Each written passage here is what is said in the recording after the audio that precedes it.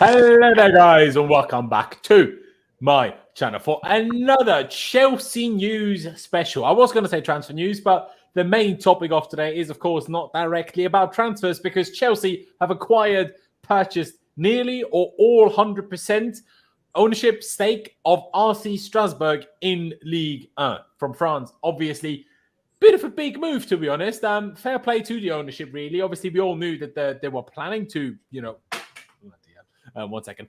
They were planning to create a multi-club model, but honestly, I didn't quite expect it to come to fruition this fast. There's also talk that they want to also acquire stakes in a Portuguese club still this summer. So there's a lot happening.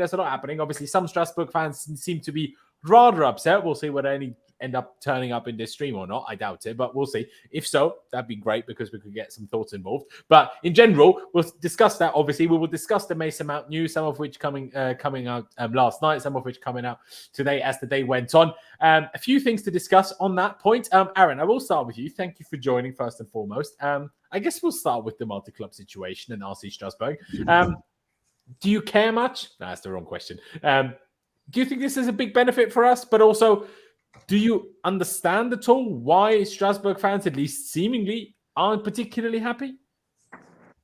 In all fairness, for me, I can't really understand why they're not happy because I think I was reading some of the quotes that I think he's the president or whoever he was, the owner or something, and he said that they had taken them to a certain level. So by bringing in the funding that we can and supporting them, it's going to take them to that next level. So I would have assumed personally that it would have meant that they would have been a lot happier with that, but clearly not. But in terms of, for us, I think it is a good thing because it allows you to do certain things like acquire youth and take them to that club. And if they do well, you can then sign up to the main team. If not, then you sell them on to make money. It allows you to have a place where you can loan out your younger Chelsea players, your academy boys who are sort of coming up and you want them to get a bit of experience. You can loan them out there. So all in all, I think it does work out well for both parties. Yeah, no, I mean, I would certainly see it that way. Now, people are aware, I think I've spoken about this a few times on here, that I have my local club here in Austria, which nowadays is playing the 5th division of Austrian football. So, and that's fun. But we used to be a bit bigger than that, big club of traditions and all sorts. So from that point of view, I do kind of understand why Strasbourg fans are maybe sat there a little bit like, who are these new American owners of Chelsea just buying our whole club as if it's nothing, 65 million pounds or euros, whatever, apparently. For my assumption, and I don't know if it's a bit of a vocal minority that are so against it. I don't know if it's like all of them or if it's like a 50-50 split and some of them are happy with it. I'm not sure. But I could understand just them being concerned that they will lose their own traditions and that they will simply be seen as a second fiddle to Chelsea, which as much as obviously they are a much lesser club than Chelsea are, they want to be their own entity and they don't want to just be our second fiddle, our feeder club, whatever you want to call it, really. So I understand a little bit from that perspective, but I just really hope that, because I don't want to be here as a Chelsea fan and sit here and know in 5 years' time, 10 years' time, whatever else, that we have essentially ruined Strasbourg Football Club or Racing Club, the Strasbourg. I don't want that, so I hope we do them well as much as they will hopefully do us well. And then I don't think anyone is displeased, but I personally, I have to say, I maybe disagree with how vocal they are about it and how they word it and stuff, and how not malicious, but how much against it they are, I guess. But I understand why they'd have some concerns. Pies, you just told me just before we went live that you don't really see it. You seem to see it similarly to Aaron, where you're like, what complaints going to have? We're bringing more money in. They will get some good players. Some of their good players we will take. But I guess that is part of the problem. If they have good players, will we pay them real transfer fees? Or is it like a Leipzig and Salzburg situation where you transfer money from one account to the other account, and at the end of the day, you can just pay whatever you want to pay because you are in control? So I guess there is pros for them as well, but do you at all understand why they'd have somewhat concerns, or do you not really? I see the point about they don't want to be known as second fiddle or whatever, but I think personally, I don't think we'll ruin them at all. I think the owners will show great care and attention to them, and I also think we'll end up getting, or maybe appointing one of our current specialists into that club, Strasbourg, because if you remember when Lawrence Stewart joined Chelsea, I remember all the reporting just before that from reliable sources was that he was going to be for the multi-club model teams or whatever. And now he's, sporting director. But maybe that's temporary. Then maybe, we end up getting Michael Edwards in next year or something. And then Lawrence Stewart moves over. So, I think there's a lot of maneuvering that could be done. And I think personally they shouldn't really moan, to be honest, because I think we'll give them a lot of our talent that basically we want to test out. And obviously the idea is to get more clubs as well. It's to acquire shares or a stake in Portuguese, Brazil maybe. So then when we buy these talented players, like a Datro Fofana, we don't have to rush them into the first team, make it seem pointless. We can send a Casadei or out on loan to these clubs. The important thing is make sure you acquire stakes in the right clubs, because I feel like everything's got to be perfect for it to go right. Like, don't just do any old league. Like, Ligue 1's really good. There's a lot of talent that comes out of Ligue 1. So I think this is a decent adventure, but as with anything that's new, I think we'll have to see what happens. And I don't think there's much else to say. Yeah, no, fair play. What was interesting, this was basically the first bit of news that at least I saw, because you tweeted it, Pies, when Romain Molina, obviously from France, I think, basically released the information that Chelsea FC have acquired a stake in Strasbourg. Now, Pies, obviously we will go through the Athletic article in a minute about it to have a bit more details on it as well. But it was interesting because initially the first bit was like that it's going to be a 40% stake. And all of a sudden it came out, actually, it's close to 100%. So basically we are buying the whole club, which is a drastic difference whether you're buying about 40% or whether you're buying about 100%. So any explanation in your mind at all? Why, how can we go from 40 to 100% in the space of, 10 minutes, in terms of reporting? That seems odd. Surely the people releasing that information would know, no? To be fair, I reckon they just got the whole 40% thing wrong, to be fair. Then, how Ed Aarons from The Guardian said, Chelsea sources are now saying it's close to 100%. I reckon they got some info off those sources, like Chelsea correcting them almost. I think it's interesting. I don't know if the exact stake will be revealed. We actually had an official statement and stuff as well today, which doesn't exactly release an official statement in English as well yet, because I only saw the French one. There is. Yeah, there is one. Okay, I'll get that English statement up in a second as well. If I find it, I might be able to send it to you. Yeah, maybe you can send it to me, because on their English Twitter account there is nothing. So, but yeah, fair enough. Aaron, what do you make of this? I know I just asked you in terms of how it can be a benefit to Chelsea and we can send our players there, but to what scale can that be a benefit to us, do you think? Because as much as, if I leave, the Strasbourg fans' potential, unhappiness about this, leave this aside for a second and purely focus on it from a Chelsea perspective, I think this is absolutely brilliant. I mean, Pies touched on it, Ligue 1 is a really good league where a lot of really talented players come from. And what I mean by that is that that's proof. The fact that how many talented players and then successful elsewhere players come out of that league shows it's a good place to grow and to learn and to find your feet in professional football. So to have that avenue for both our own club academy players from Cobham that we can send out there when they're 18, 19, whatever else, but also obviously Pies touched on, your Andre Santos's, maybe a Casadei or whatever. Obviously, apparently we want a Premier League loan for him now, but still, these types of players, it's unbelievable that we have basically an avenue where we can send them without needing to find someone who will take them, who will, let them play enough, because obviously we will have a bit of control over that now. We won't have another situation of Ethan Ampadu going on loan to RB Leipzig and playing 2 games all season. We should most certainly be able to avoid things like that. Now, sure, for them, it might be if there's too much of a rotation of players going on and we send 5 players there every year and then those 5 players leave again and it's 5 new ones the season after. I guess that makes it a bit difficult to have any consistency for them. But for our talent, this couldn't really get any better, let alone once we acquire clubs from potentially Portugal, Brazil, and all over the shop as well.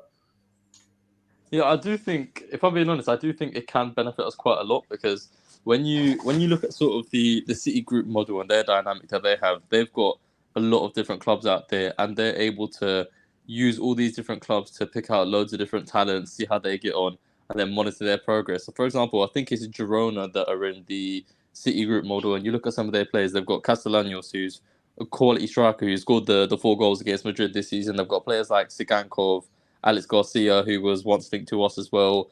I think they had Douglas Luiz in the past as well. So this kind of thing allows you to actually scout out different types of talents, bring them into a smaller club, see how they get on without then having to put them sort of into your main squad. So it does allow you to sort of take a bit less risk when it comes to Chelsea, because by bringing them into Strasbourg, you can then sort of integrate them into the French league, which is less intense than the Premier League, see how they get on, see how they adapt.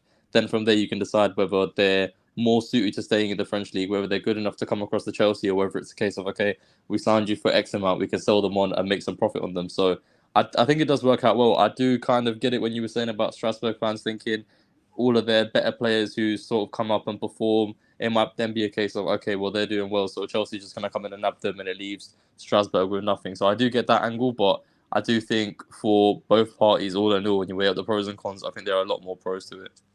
No, fair play.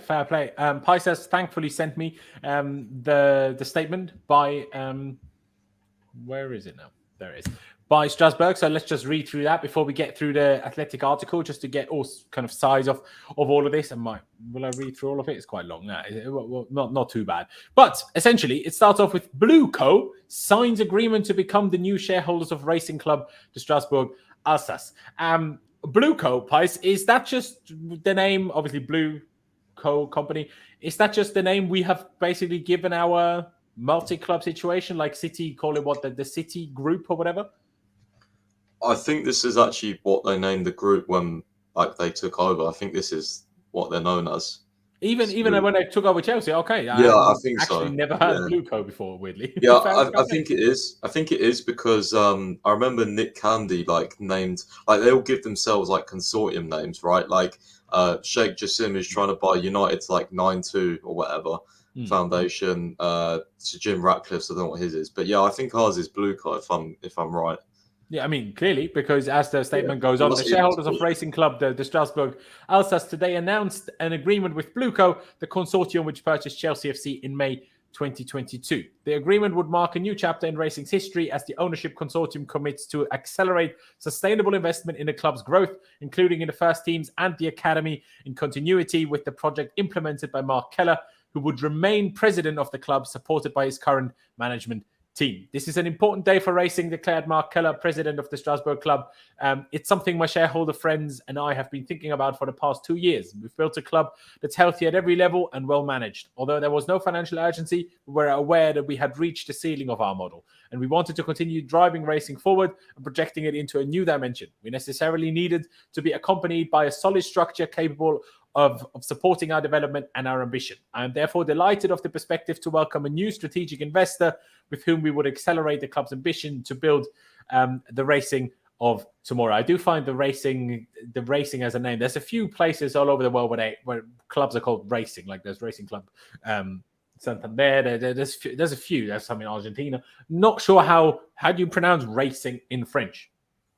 Weird to me. But anyway, racing or something. Yeah, probably, but is it clearly an English word? No, unless it's a French word that I'm not aware of. But this ing ending of a word, there's surely an English thing.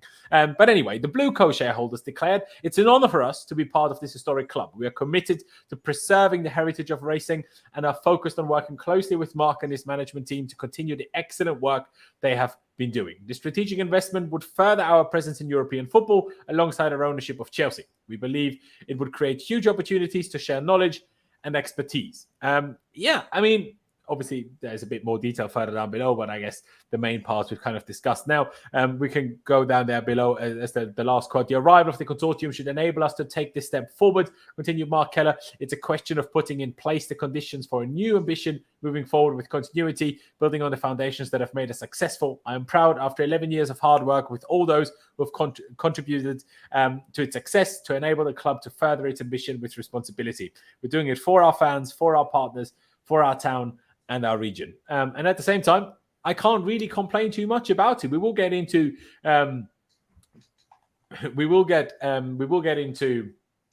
what am I trying to say? The Athletic article in a second. We have a super chat here by Percy Black, who says CFC fan channels did very little for Kante farewell. Well, what are we going to do? His contract ran out. What do you want us to do? Do you know what I mean? Like, all right, it is what it is. He left. What? Do you think we should do compilations of games that we will get copyright strike for? I don't really know. I mean, maybe we should have done a bit more. The problem is that it's kind of been this on and off process where we're like, we heard he's leaving, then we knew he's leaving, but it was never announced for God knows how many weeks.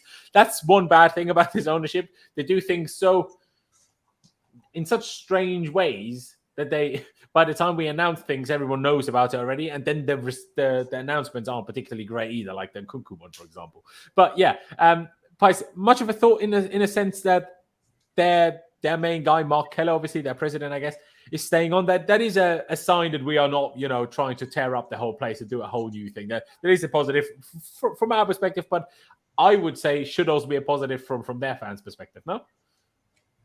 Yeah, no, I agree with that. That's obviously part of the agreement as well. But yeah, no, it's good. It means that he can stay at the club that obviously he loves. Yeah, I mean it's good for partnerships, building relationships and that sort of thing. And yeah, as I said, it'll be interesting to see like if one of our guys ends up going over there at some point. Whether it be Vivel or Stewart, maybe it'll even be Vivel, to be fair, because we don't actually know what he does right now. So hopefully it's with Stanley, though. Yeah, true.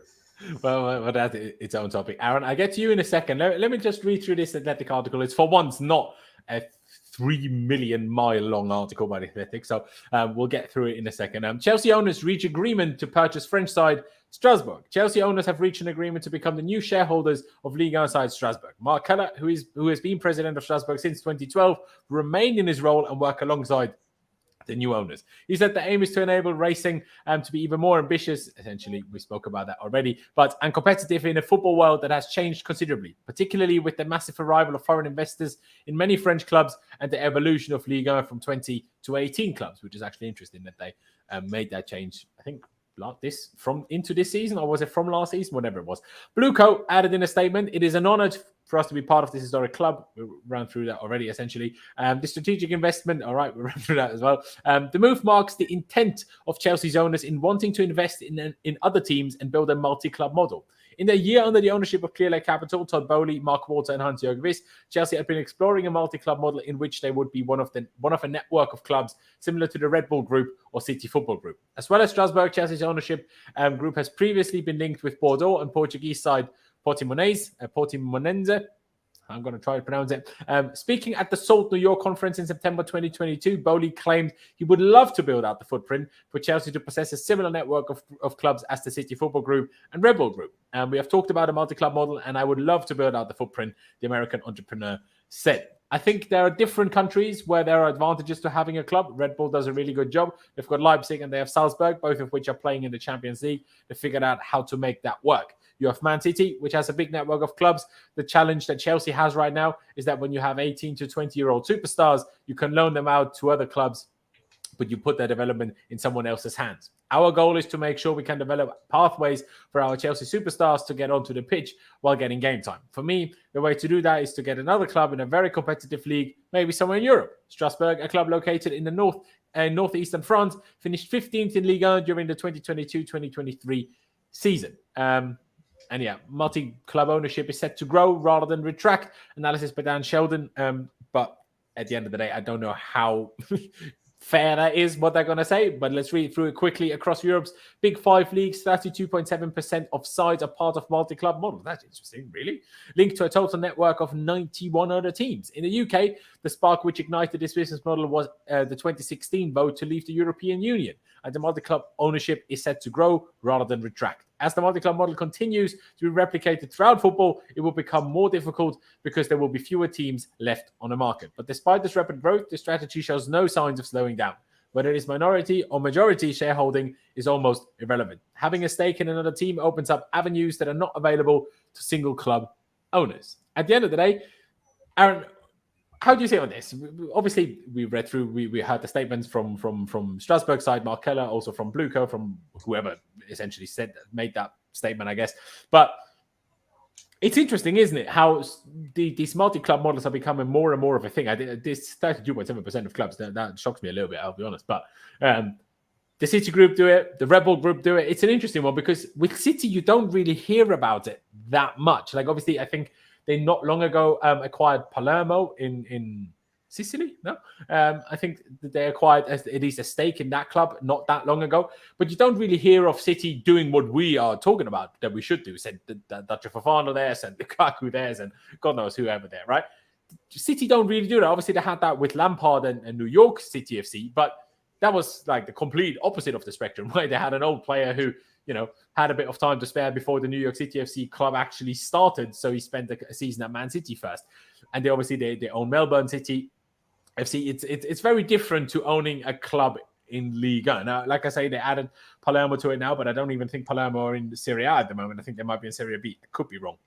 But what do you make of, in general, the multi-club model and it becoming more and more of a thing across Europe? Because obviously it's been spoken about since Chelsea had been taken over by this ownership. Let's call them Blue Co, I suppose, rather than always Boehly and Co.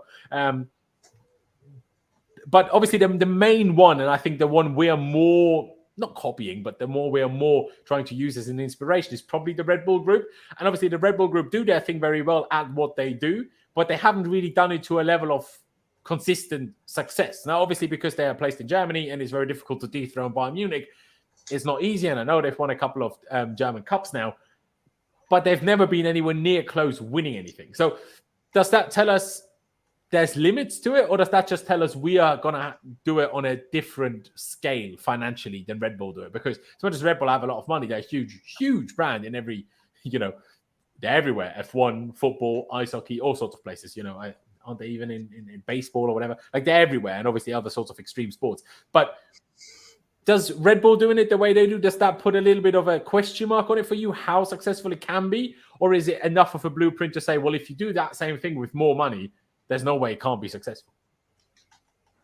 It's interesting because I get what you're saying about going through the similar model to Red Bull rather than Man City, because with Red Bull, it's more a case of they have Leipzig and Salzburg, and a lot of the time you'll just see the top players from Salzburg go across to Leipzig. I don't know how the hell that didn't happen with Haaland. That's the one they missed out on. But yeah, they tend to do a lot of Salzburg to Leipzig transfers, and that's the way they sort of keep the top talents within the same model. So they just go from the Austrian league to the Bundesliga.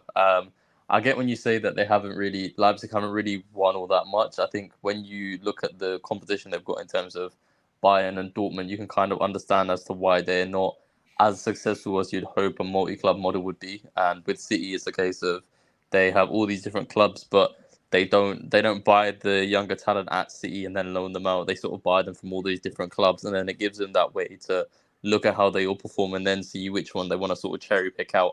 Off the top of my head, I don't even know really what sort of talents they've had join the actual City team from their feeder clubs, but none. I've not heard of any of them. Yeah, that's the thing. I've not. So I think the only notable one that I think they've Douglas Luiz had, I'm not sure about him, but I think wasn't Lavia from one of their multi-club models. Oh yeah, was he? I think. But do they have one in Belgium? Do they? I think so. I'm pretty sure he is. Maybe I'm wrong, but I had that idea in my head that he was from one of the clubs that they owned. I thought he might have been from their academy. I mean, he's Belgian, so he would have had to turn up there in some way, shape, or form. But I guess he's only 19 now, so when would that have happened? Do you know what I mean?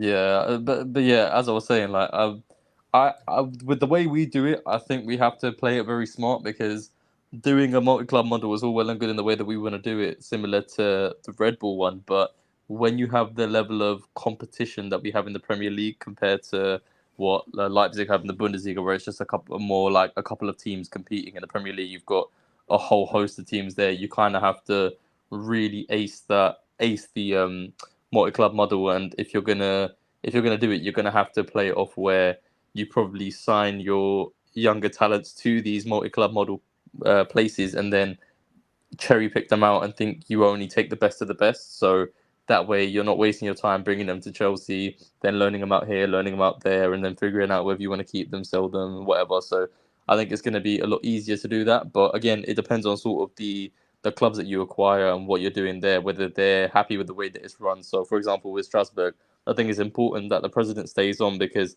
you're keeping somebody there who knows the club inside out, who's been there for a while. It keeps the fans happy as well. You're not coming in and making immediate changes that's going to unsettle things. So I think that side of things is very important as well. So it is going to be interesting to see how they go about it. And I don't know whether there are reports of like looking at Rio Ave in Portugal as well as potentially the next one they look to acquire. If there was anything in that, but yeah, this is probably the first of a good few clubs that they're going to look at. But it's important to really get them in the important leagues, the more competitive leagues. Like City have some crazy off leagues and like. Yeah, Asia I don't need one in Australia. I don't see the point in that at all. like we don't need them in leagues that aren't particularly competitive, but it's about getting the right clubs in the right countries in order to have that level of competition where you can fully assess players properly. Yeah, no, that is a fair point, to be honest. Pice, I'll ask you a similar question. I know we spoke about the multi-club model many months ago already, but what is your... Obviously, we spoke about how Strasbourg in particular can benefit us now, but what is your overall perspective on it? Like, do you think the multi-club model is a significant advantage over just, say, owning one club? Obviously, this article touches on it a little bit as we read through. But like Aaron touched on it, and you touched on it earlier as well, it needs to be the right clubs. Strasbourg, in my opinion, seemed like a good place to start. A club in Portugal also seemed like a good place to start. A club in Brazil or elsewhere in South America seems smart as well, because obviously they're a football-crazy continent, shall we say. And as we learned now with Andre Santos, it's not always perfectly easy to get, work permits and visas, sorted as quickly as you would like. So if you then own a club there, you could just make sure they're still under your control and under your guidance where they're initially from, especially, or like Kendrick Paez, who obviously he's only 16 years old now, who will take a while until he will even be allowed to play in any club in Europe, that whether that's Portugal or France or Chelsea themselves, doesn't make a difference. So I guess that is where the big benefit comes from. But is there limits to it? Like, how many clubs do you imagine we will end up acquiring in the grand scheme of things, whenever that may be in the next few years? But what's your overall perspective on the whole thing? And like I say, how many clubs do you end up or think or expect us to turn up with? Because like I say, I still don't see the point in, to be honest, I don't even see the point in the MLS. Maybe because obviously the US is such a big country, and once they invest in things properly, they tend to be, good in all sorts of sports. So I guess eventually maybe that would be worth something. But Australia is completely pointless. I still don't understand why they did that. So what do you make of it?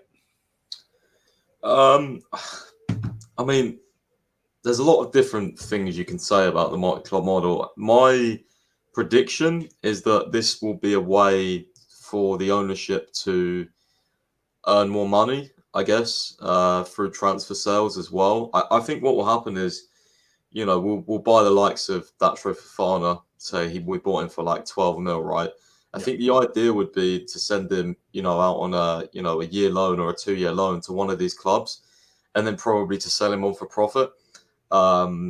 Or if he's like really, really good, then maybe you up the level, you then loan him out to a Premier League side, and then maybe you put him into Chelsea's team. But I do see this as a way for the club to make profit in terms of revenue, transfer revenue at least, which I think some of our fans don't quite understand yet. I think they'll be pretty shocked when, the likes of Casadei may get sold in 2 years, because at the moment I see our fans getting very excited, and they're like, they expect every one of these young signings to make it into the Chelsea first team. They think Santos is going to, they think Casadei is going to, they think Chukwuemeka is going to long term. Like, there's always hope that they do, but I do see this as a copy in Leipzig a little bit, make a little bit of extra cash that can go towards, say proper first team transfers, but we're buying young players anyway. But you know what I mean? Like, I don't think.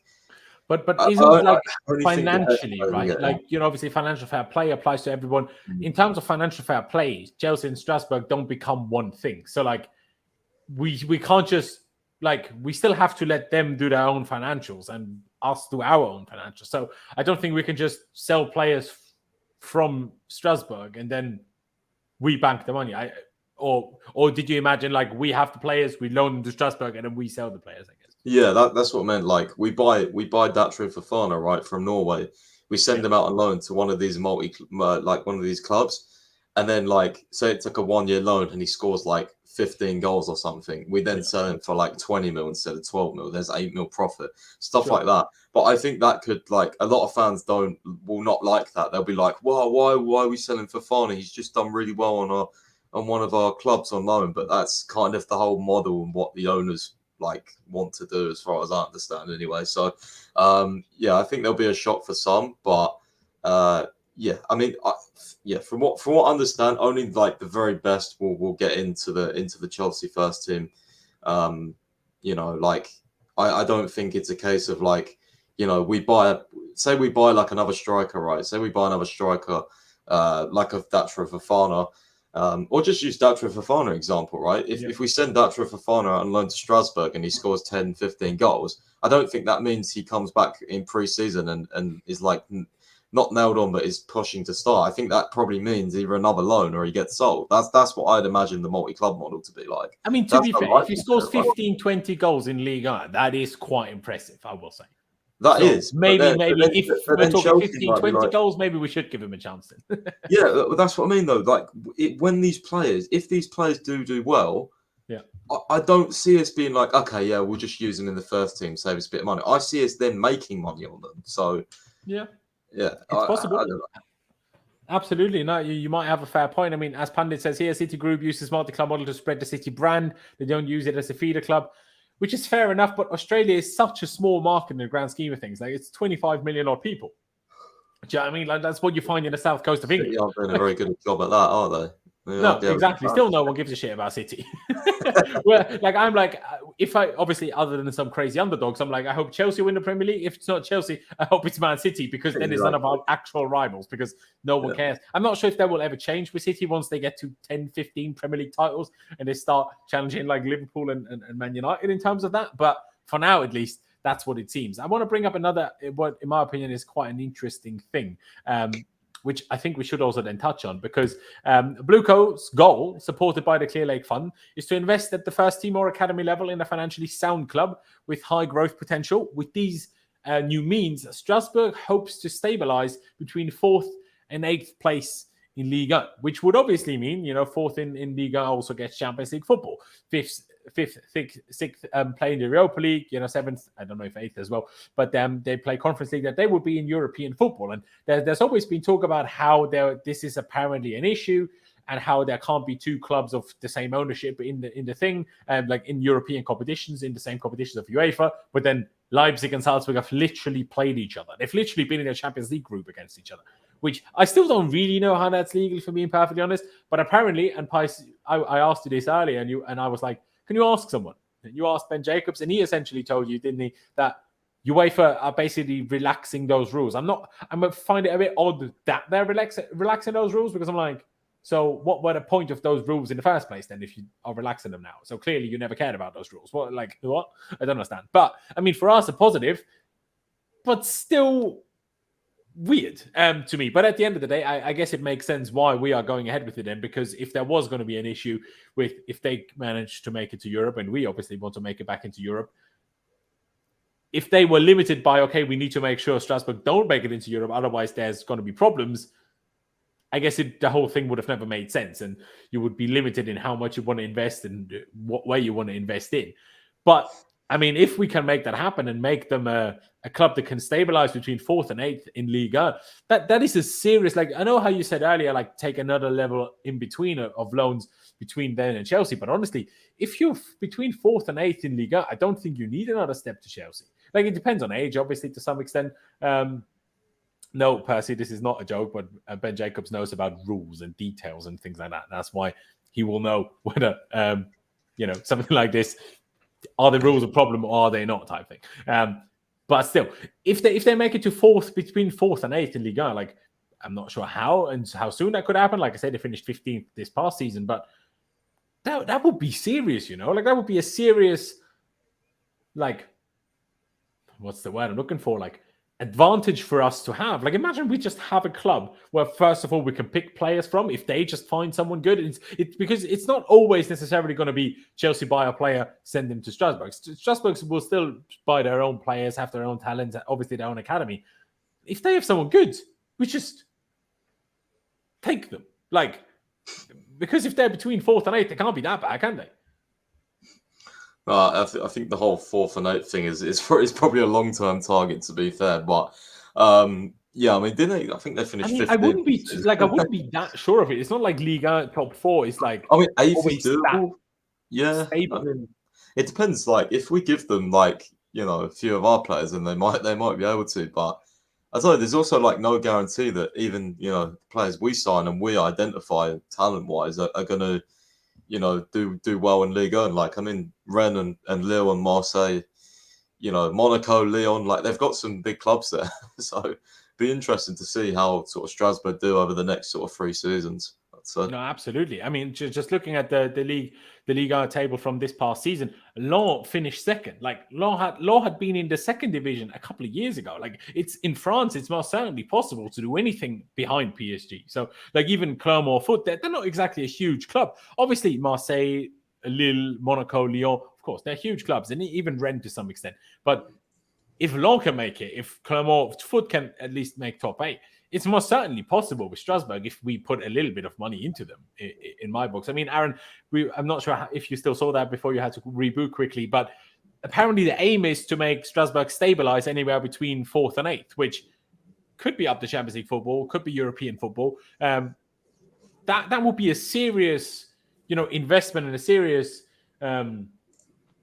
keep not thinking of the right word, acquisition to have, I guess, in terms of that's the serious level. That is a really serious level, and yeah, it is crazy. Lyon's literally finished a point behind PSG. It is because PSG couldn't be bothered by the end of the season anymore, but still, if we can make that happen, there's not even a need for an in-between step between them and Chelsea. Like, look at Mendy. He came directly from Rennes, was basically directly the best goalkeeper in the world. Now, tailed off drastically, since then, but these are serious clubs, and these are serious levels of clubs that I don't think we should just sit there and underestimate and sit there and say, then they need another Premier League loan.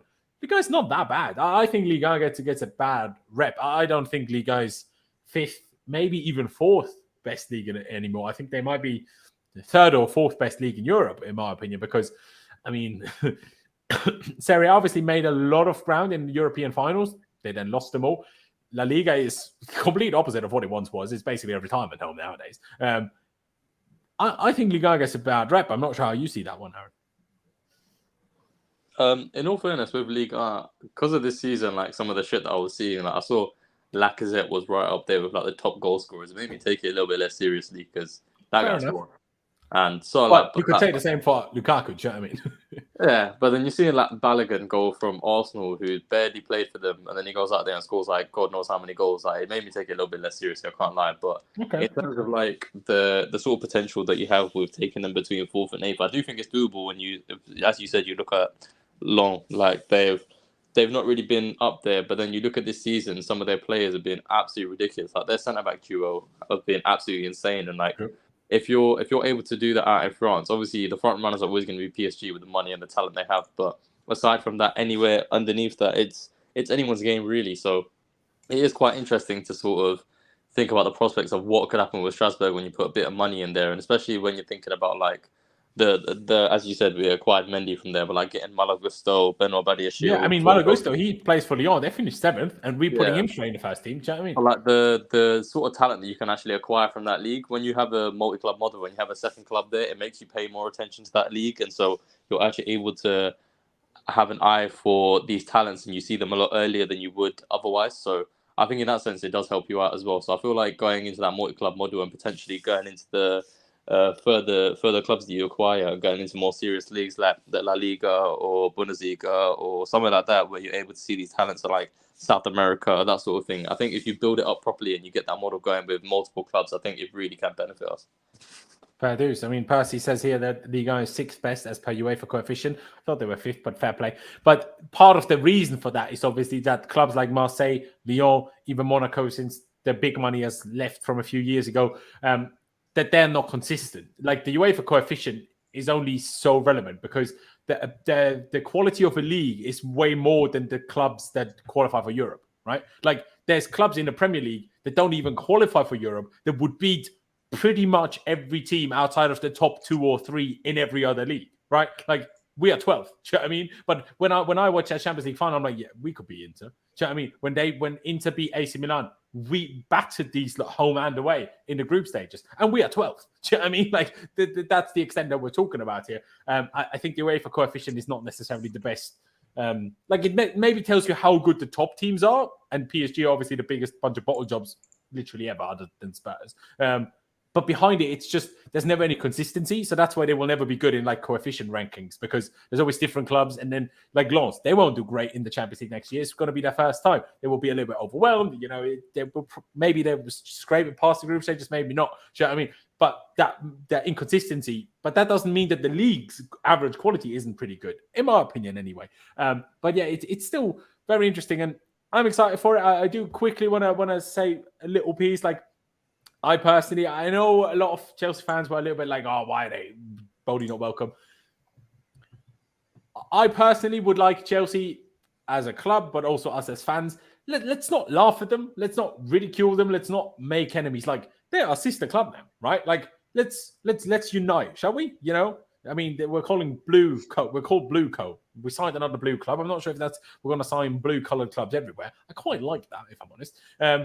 But let's unite, shall we? Let's be a thing. I know they might have a little bit of distaste against us. Obviously, the French and the English have a general distaste for each other anyway. But you know, let's look past that a little bit, and because I think it could be a cool thing. But like I say, I want to reiterate that again. I really do hope, as much as we are Chelsea fans and we mainly look at this from a Chelsea perspective, I still hope, like I say, we do them right. Like, we apparently going to help them redevelop their stadium. We're going to obviously put money into signing players, you know, improving their academy and stuff. And if we do that, I'm sure in the long run, they will be happy. But because it's only an investment of 65 million, which is like as much as we're getting for Havertz, literally. I think someone earlier asked, does this have anything to do with financial fair play? No, absolutely doesn't.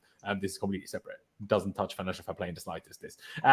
But still, like, it's 65 million. This is peanuts to us, let's be honest. So that's why I'm like, just make sure we do them right as well. Because if we're going to do this, if we're going to start buying these smaller clubs, I don't want us to literally just use them as, you know, just squeeze everything out of them we can get, and as soon as we're done with them, we throw them to the side. I hope we don't do that. No, that's all I will say. Obviously, Aaron Price, you can touch on that if you want to. So Preem says here, Diallo was cooking at Strasbourg this season, scored a banger versus Brazil too. To be fair, he's a good player. Can't disagree with him too much, although not an expert, I will be honest. But I mean, Price, do you see that way, or do you put a little bit less importance on that side of the thing, as maybe I do? But like I say, I know I maybe a little bit slightly different perspective on this just by supporting a lesser club, and Strasbourg are far, far, far bigger than my local club are. I'm very aware, but still, I think it's important though, because I think it's important that we go into it with that ambition, but also us as fans, that we as Chelsea fans, that we don't sit there and just like are happy with it if we just squeeze them for everything that's in there and, you know, just take it after. Do you know what I mean? Do you agree with that, Pice? Yeah, no, 100%. You know, wouldn't want to ruin anyone's club. You know, at the end of the day, it's not like they're quite a small club, and you know they probably like the owner, right? He's been there a long time, I think. Yeah, so I don't know, possibly. Yeah, I'm pretty sure he said in the statement like 11 or 12 years of hard work so far. 2012, it said. So.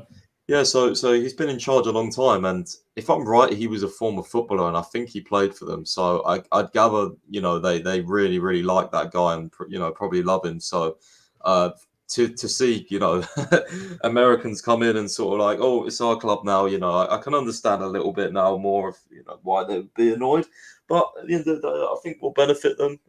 If we do them right, they won't be annoyed anymore at some point. So. Yeah, I think we'll benefit them, and it's cool to have a relationship with other fans. I think that's quite cool. You know, maybe we can get a Strasbourg fan on there if I try and find one. that would be quite good in the next few days. But I also saw a tweet that was like a Strasbourg fan where he was like, you know, in Chelsea, and he was like, you know, like, hey guys, like, let's play a friendly against each other type thing. I think that would be quite good as well. So no, exactly. I would love that. I mean, Percy says, let's unite, bro. We are already divided as a homosexuals and Sarista, and you expect us to be friends with sister club. I get that point, but you know, they will have their side of that and this side of that, and maybe there can be friends of each side within both clubs. Do you know what I mean? You were going to say, Pice? Go on. No, I was going to say I've tried under their post by saying, you know, we'll give you Gallagher and Lukaku, but I don't think they quite liked it. Someone made a fair point a minute in the chat. There's a cup that stood behind me when I had a coffee. So we're going to put Mason's face down, shall we? For the time being. I forgot about that. Unfortunate for that. This cost me more money than I'm not that much money, but in the grand scheme of things, where are you going? I mean, guys, we've obviously spoke about things privately before, so I'm still not quite as willing to be as anti-Mount as some others are. But it's not easy nowadays. Before we get into that, and we will in a second, Lee Taylor says Gianluigi Donnarumma wants to leave PSG. Have you heard that, Pice? If so, shall we give him a call? Even though I think he is a bit overrated, but do you know what I mean? Yeah, I've not seen this personally. Take it for what it is. But I think Simon Phillips said we discussed him recently internally at the club. So I mean that would be an interesting one. But I agree with you. I think he's overrated, to be honest with you. And he's dreadful with the ball at his feet. Yeah, he's really bad with the ball at his feet. I was just about to say that, so I'm not actually too sure. He had a lot of hype around him. Next Buffon and all that. Like, still good goalie, but I mean, on the line, he's one of the best. I agree with that part, but there's more to being a goalkeeper nowadays. Exactly. Yeah. There you go. Aaron, anything you want to say in terms of we do Strasbourg right, or are you not that bothered by that side of things? Well, firstly, your Mount picture that I felt the same. I loaded up my PlayStation and my DP was Havertz and Mount with the Champions League together, so that was painful. And then I looked at my kit collection and I have one kit with 19 and one kit with 29, so I felt like a right prick with that. But yeah, sorry, what was the question? I sidetracked. What was the question? Just like, did you care as well that we do them right? Like, obviously, it's, I guess, fair enough if you don't, but do you see it like myself and Pius? Like, it would be quite cool. Like, let it be a thing, Let's do a whole Blues Brothers thing. Do you know what I mean? Like, why not? Blues Brothers Charlie's thing, so we can't really do that. He should exactly. Charlie's the president. Yeah, but no, like, with respect, I'm a Chelsea fan. I'm not a Strasbourg fan. I could give a fuck what happens to them. To be honest, if it benefits Chelsea, then that's all I care about, really. But as I put on my little thing, I said today I feel Strasbourgian.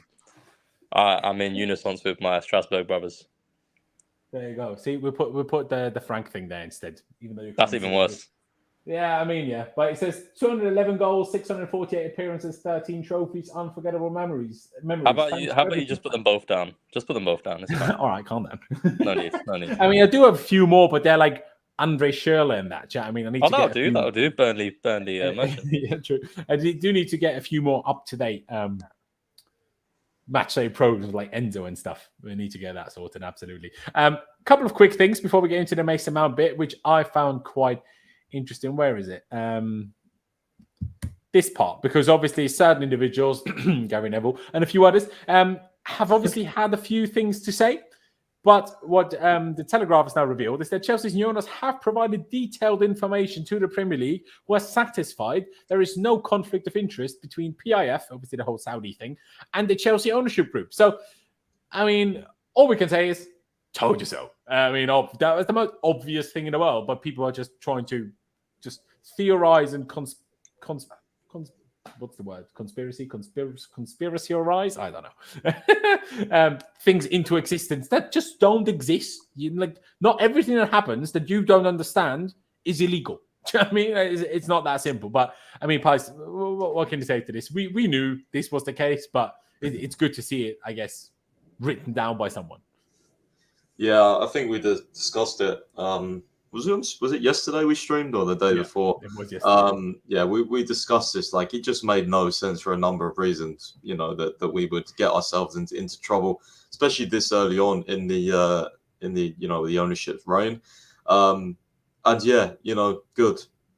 Gary Neville. I tagged him. I'll have to check if I'm blocked. Hopefully he's seen it, but I did tag him under the Telegraph's tweet saying like, have you got anything to say now? Like, learn to educate yourself before talking, because exactly. Maybe we should start a petition to look into Salford a little bit more. Do you know what I mean? Honestly, it's just like biggest hypocrite as well. Like, biggest on Twitter about that. He's not. There was a thread on Twitter about the Salford thing. Actually, I'll have to link it to you. It's actually crazy. Yeah. Some of the dodginess that was going on at Salford and with Ole Gunnar Solskjaer as well when he was Molde manager and when he was at Man United.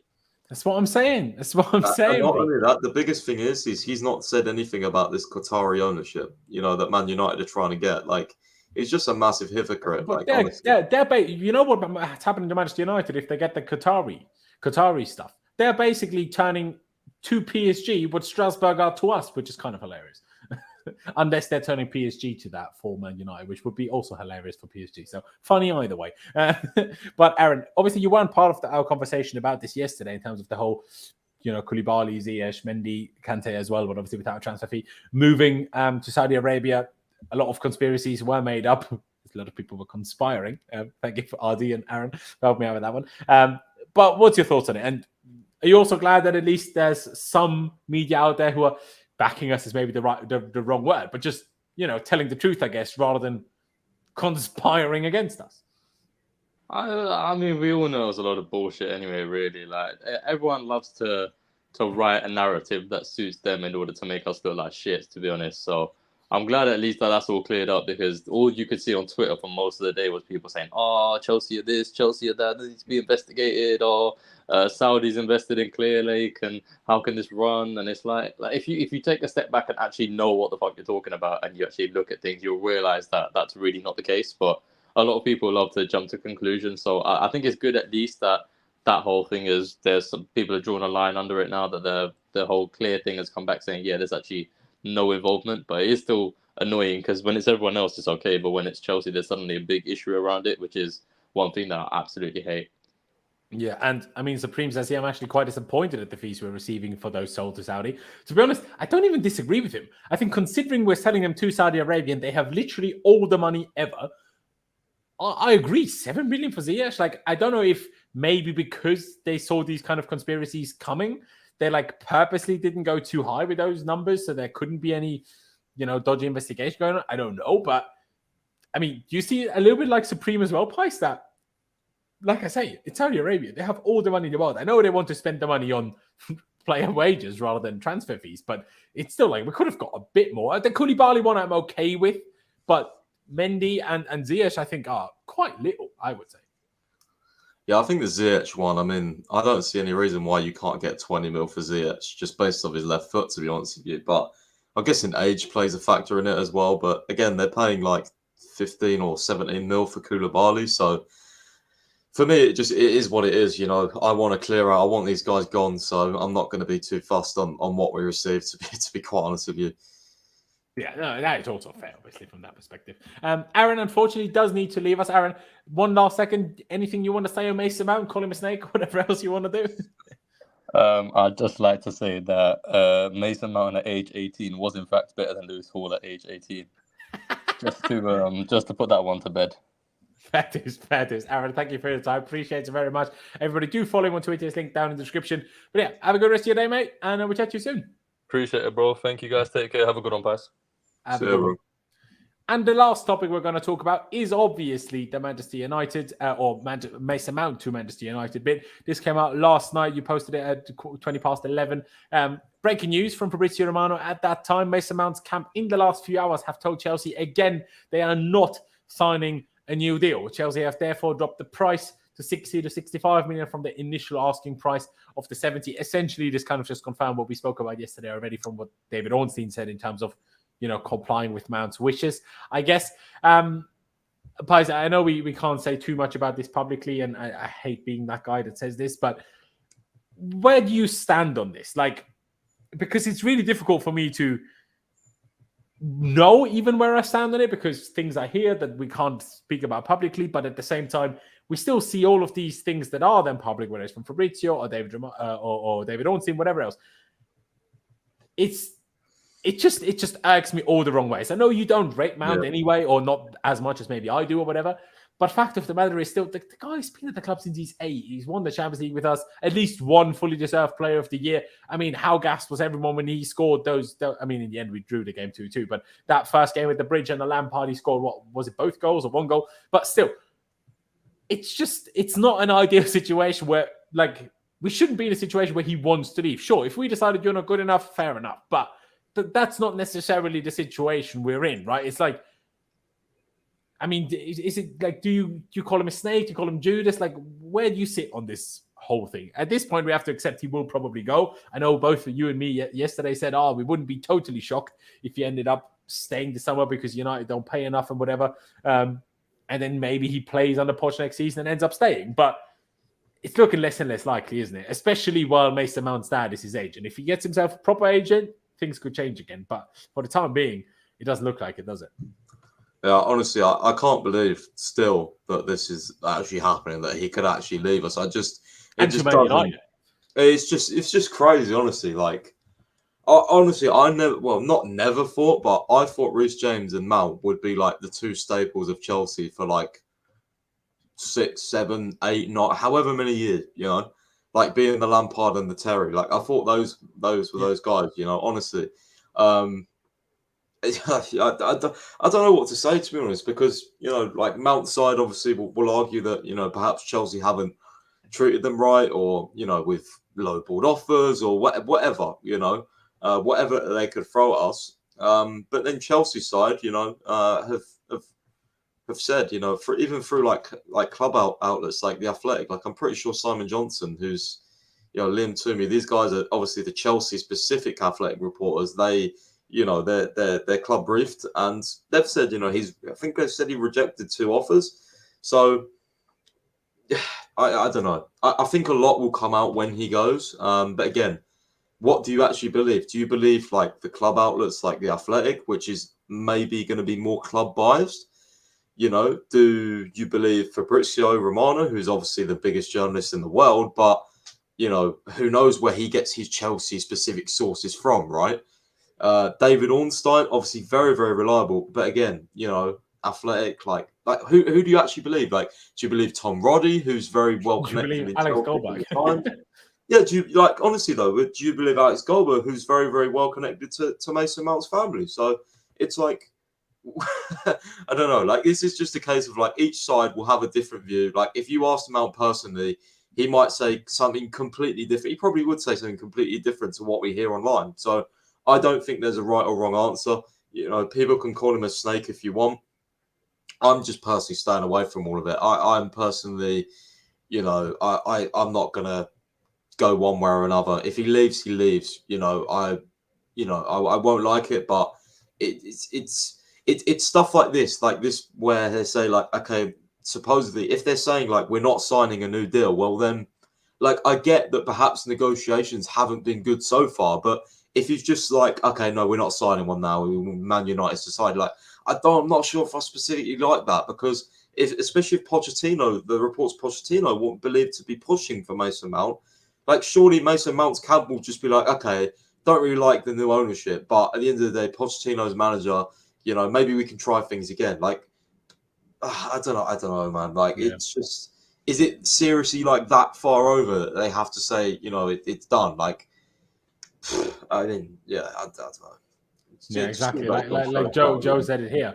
Why not go into the season, see where it goes? Why so bent on leaving? Exactly. Like, why not give it? It's obviously also Chelsea that we don't want him to go into the last year of his contract as well. Like, that can't be forgotten either.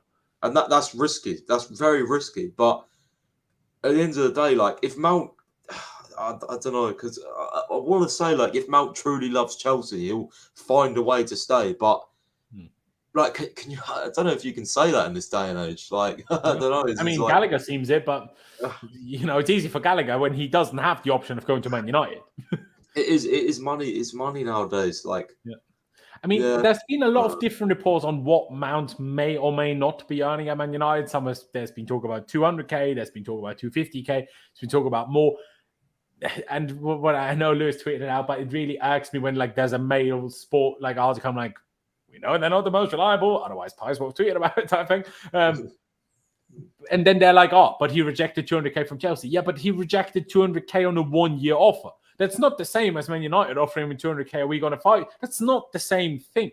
Like, you can't just sit there and say like, the fact that he turned down the same money he's maybe getting at United, that doesn't mean anything. Like, I've said this many times, I know not everybody necessarily agrees with it, but as a 24-year-old footballer, why would you sign a 1-year extension? Why would you? Like, do you know what I mean? You're like, either you believe in me and you give me a proper contract, or you don't. Like, I would probably have that stance if I was him. Do you know what I mean? Yeah, and you've also got like other factors that could be massive in swaying decision. Like, I know you said before, like, you personally think Mount, would believe and back himself to get back into the starting 11, but if we've told him, through his representatives or whatever, and then it's fed down to Mount that actually now you're not a guaranteed starter, that's very, very hard to take when you've won 2 times Player of the Year and you've been a staple mate in the Chelsea starting 11, to be told, okay, no, sorry, we can't actually guarantee you minutes. I mean, that's tough for any footballer to take, but that just is so contradictory though to the whole story that Poch wants him to keep him so badly, because again, obviously guaranteed minutes is different, but still there's still something there. So that's where I just find it odd. I personally don't. I personally don't believe Poch is like that bothered. I don't. I personally don't believe it. But also very possible. I think that's put out by. I don't know. But I just if Poch would they really want to upset Poch? Like if Pochettino was banging on Boehly's door and Winstanley's door, you've got to keep Mason Mount. He's in my starting 11. I'm sorry. There's no way they would be selling him. I just don't believe that. If they did him, they're like, no, Poch, sorry, he's going. Then why the fuck have you even hired Pochettino? That would piss me off more than anything. If Poch is that insistent that he keeps Mason Mount, then you keep Mason Mount. You try, you reopen talks.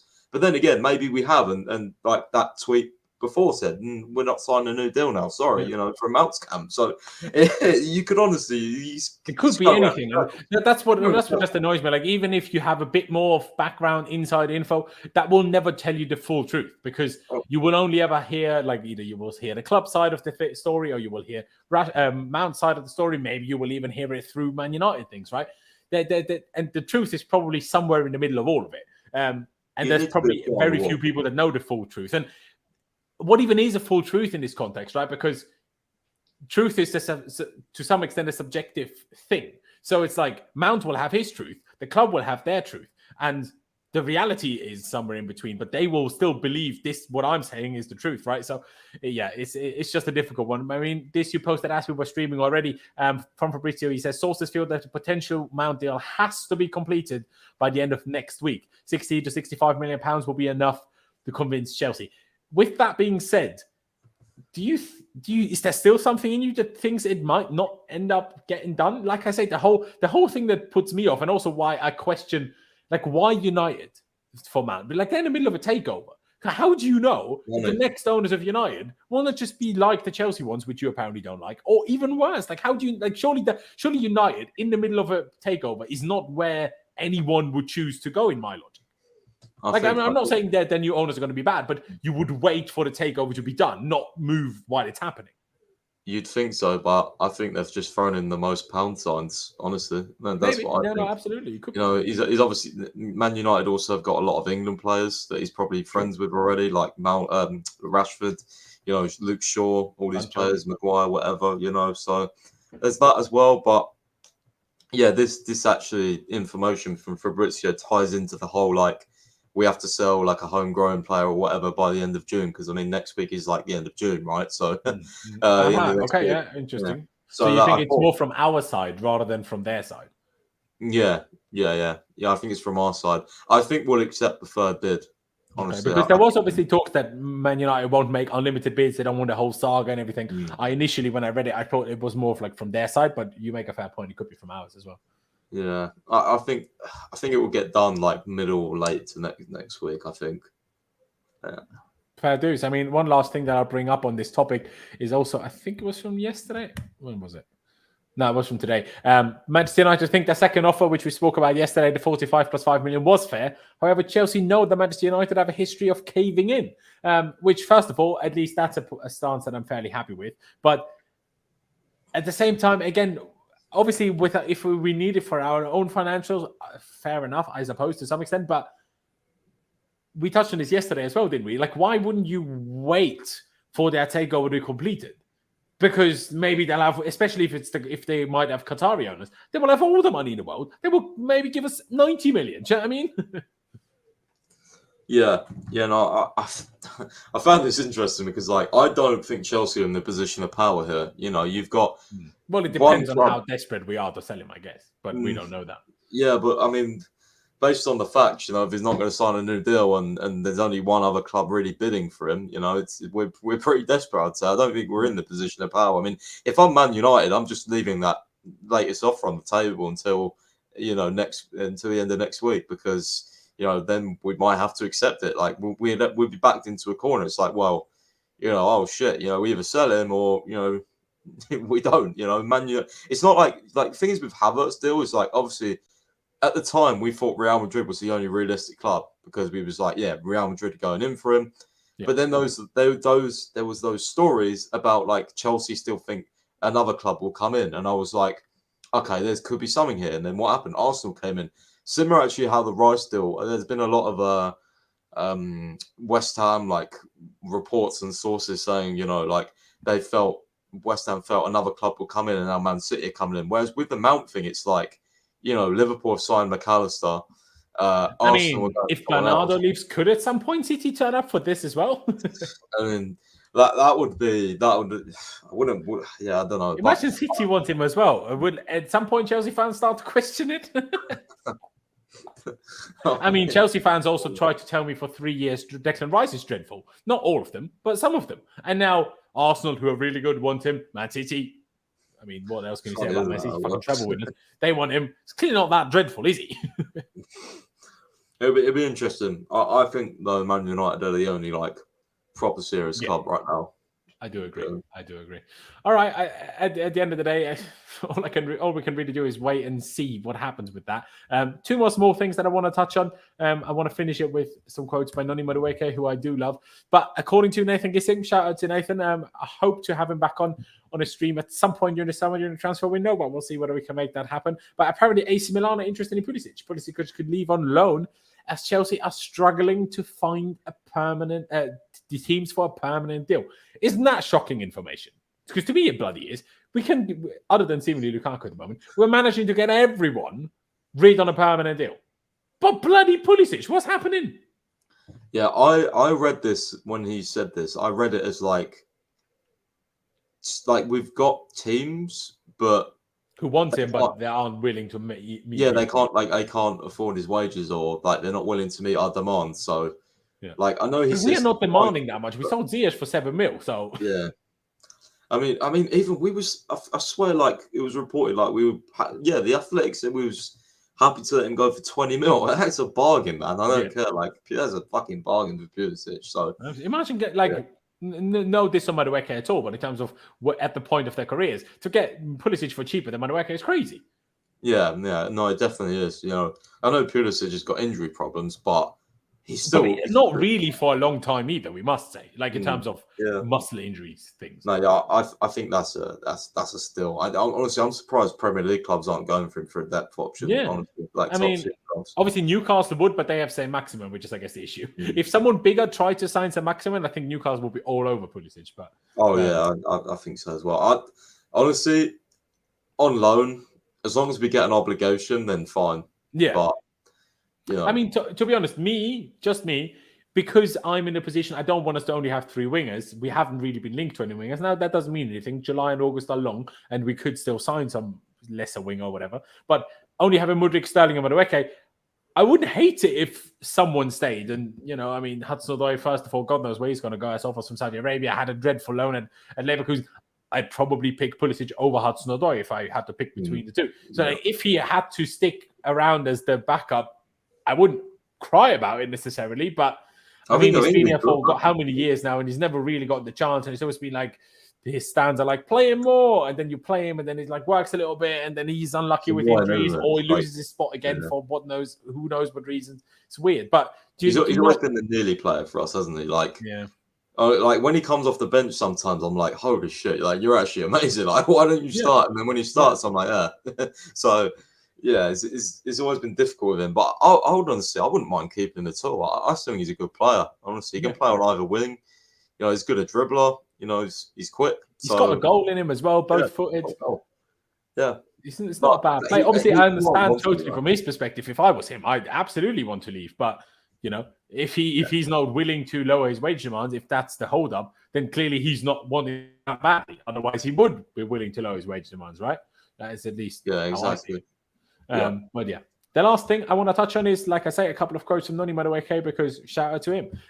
There's a couple of more, but I think this one is the main one. Madueke says, I definitely performed well last season, showed my ability, but next season you'll see the real me. Next season I want to contribute massively to Chelsea winning. That's it. We're all buzzing to come back in pre-season with the new manager, forget last year, and bring Chelsea back where they're meant to be, fighting for titles, and I absolutely love it. Like he says as well, like if I play week in, week out next season, I will be in contention for a senior team call-up. I've spoken to Gareth Southgate and the door is open.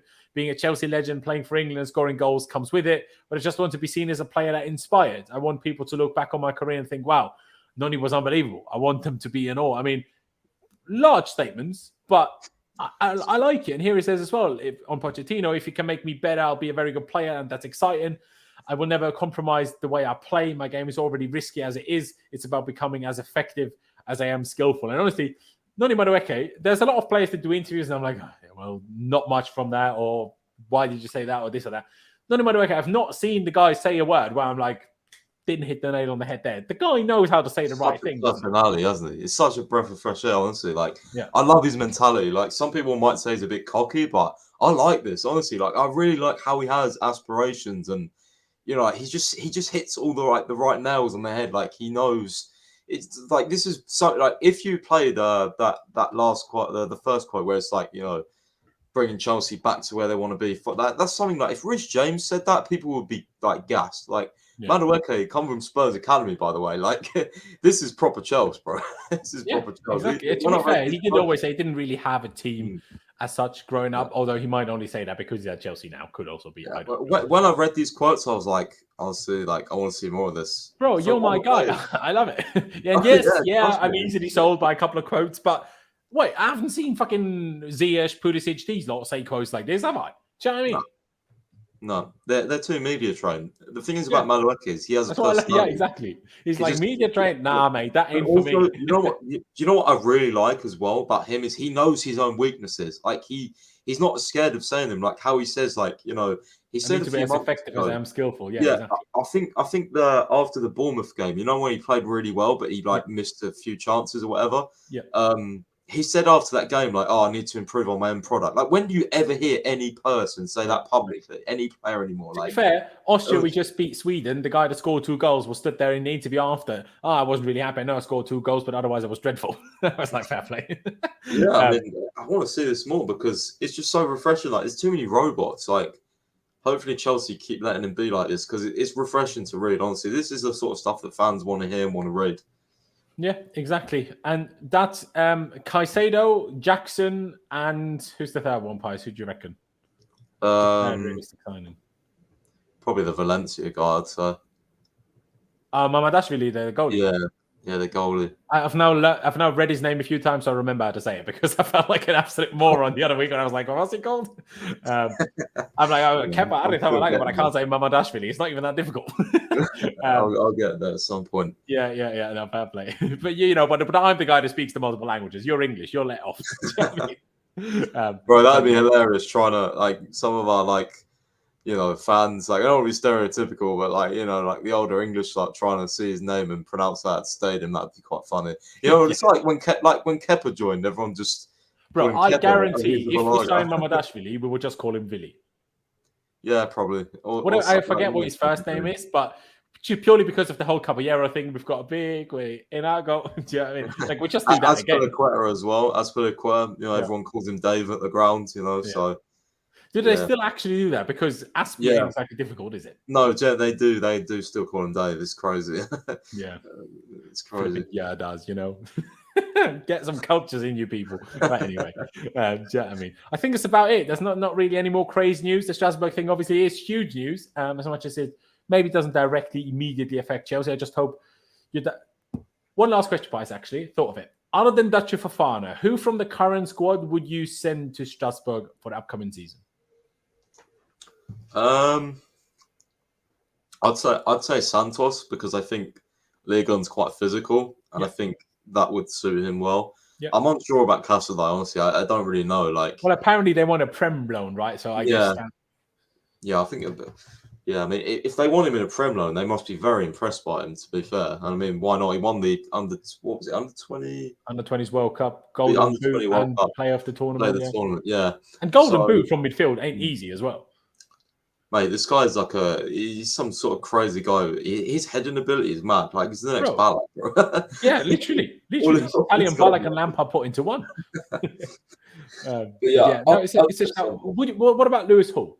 Because No, I Obviously, wanted we've to got say, man. Martin. We don't know what's happening with him. There was a few talks that we might be willing to sell Cucurella, but is there anyone really interested?